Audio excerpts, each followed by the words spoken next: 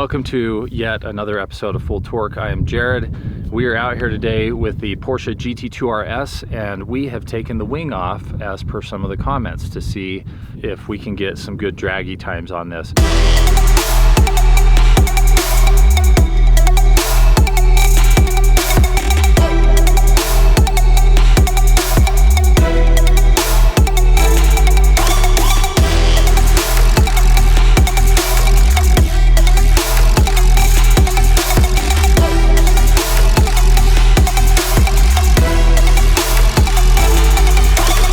We're going to put the wing back on and do draggy times as well. We'll compare the data, but we saw that people talked about how we needed to pull the wing off to reduce the downforce when we race the Turbo S. So we've done that.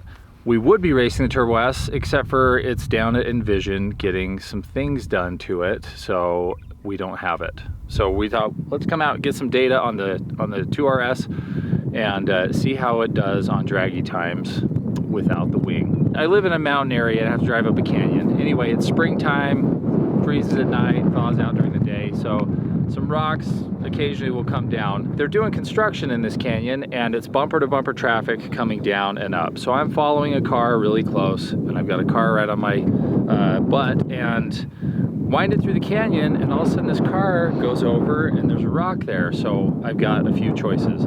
Swerve left and get into a head-on collision with another car. Swerve right into a rock wall, lock up my brakes and get rear-ended by the truck with a big metal bumper behind me, or hope that I might clear it, and I chose option 4. And as you can see, it was close. It's actually, I mean, for what I expected, it's not as bad as I thought it would be. How did it sound when you ran it over? Was it pretty? It sounded like crazy? a rock. People probably thought I was crazy inside because I was screaming and crying and getting a little emotional. And then I pulled over when I had a second to look at the damage, and you know, any damage is too much damage. But I have been deliberating whether I should be getting the carbon fiber kit for this, where it replaces that front splitter and the rear with carbon fiber, because that would look pretty cool. So this did help me over the edge in making a decision with that, which, you know, maybe that's how things work. It's like, should I do this? Crunch. Well, yeah. So that's a sad story, but it's okay because, you know, I like to drive these cars and I don't want to leave it in a garage and have, you know, random friends over and be like, dude, let me show you something that I never touch and never drive, but it looks cool. You'll see he's still rocking the Purple Monster wrap and still rocking a Purple Monster everywhere, every day, all the time. I mean, die-hard fan. That's the only thing that keeps my heart going. So one thing that is new that we did to the 2RS is we had Envision put a new exhaust on it. It's built by R1, I believe. I feel bad because I'm kind of forgetting, but I'm pretty sure it's R1. Not like the motorcycle though. So anyway, we'll show you guys how this new exhaust sounds.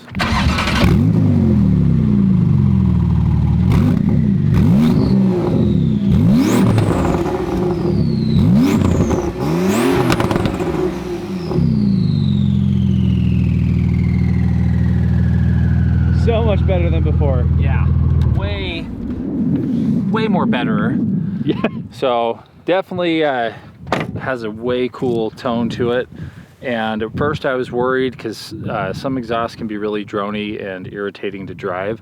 This one's loud. It doesn't have that drony tone, that lower bass tone that gives you a headache. So I really like it. They did a great job with this one. We're on the GT2RS, no wing, and we're going to do a 1/4 mile draggy.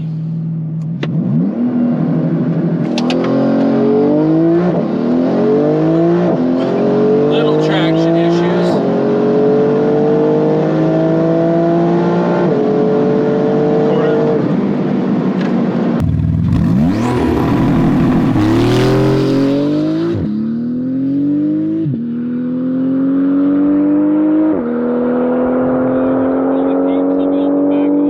Yeah, I was gonna say, I got really warm for a second there. It really warmed up out here when he went into launch control. I'm like, dang, woo!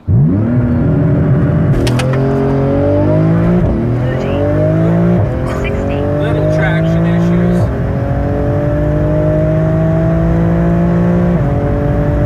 Quarter mile. 60 in 3.02. So 3 seconds, basically. 3 seconds flat. Quarter mile in 10.66. Okay, so that's exactly what we did the quarter mile in the Turbo S with 3 people in it, though. 3 people, yeah. So we got 2 people in this. They just did their first pull, and we're going for guesses on what it did. 0 to 60 in quarter mile times. Yes? 100.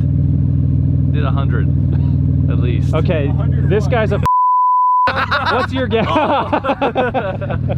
to 60 was 2.9. Yeah, I'm thinking like 2.9, maybe 3 on 0 to 60. What we do? Quarter Quarter mile? Yeah, quarter mile. Ooh. 10.4.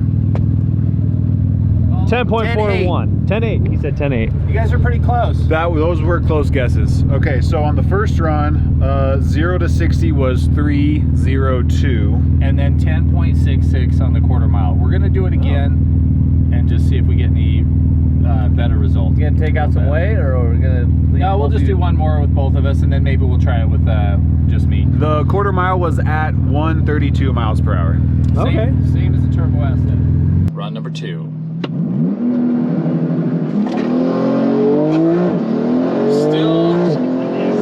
Still struggling for traction. Dang, dude, this thing just hauls. It's gotta be a quarter. I was like, we have to be in a quarter.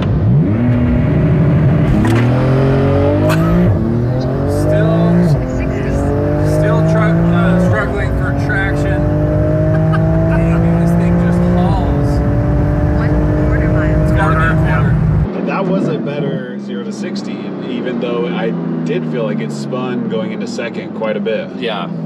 So what was that? 2.99. So that's only like 300ths, right? Yeah. 302 to 299, 300ths of a second difference. It's basically not much of a difference at all.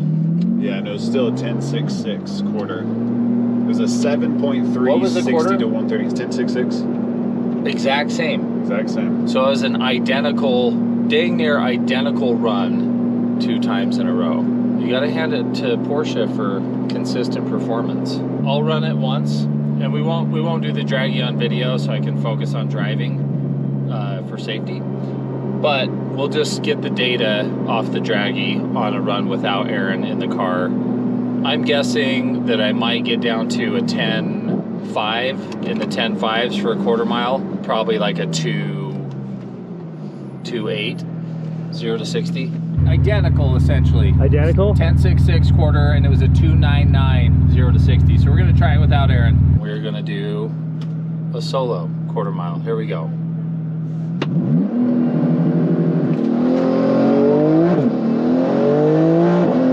Until the tires are heating up, it's still struggling for traction, but Porsche does a great job at not taking away too much.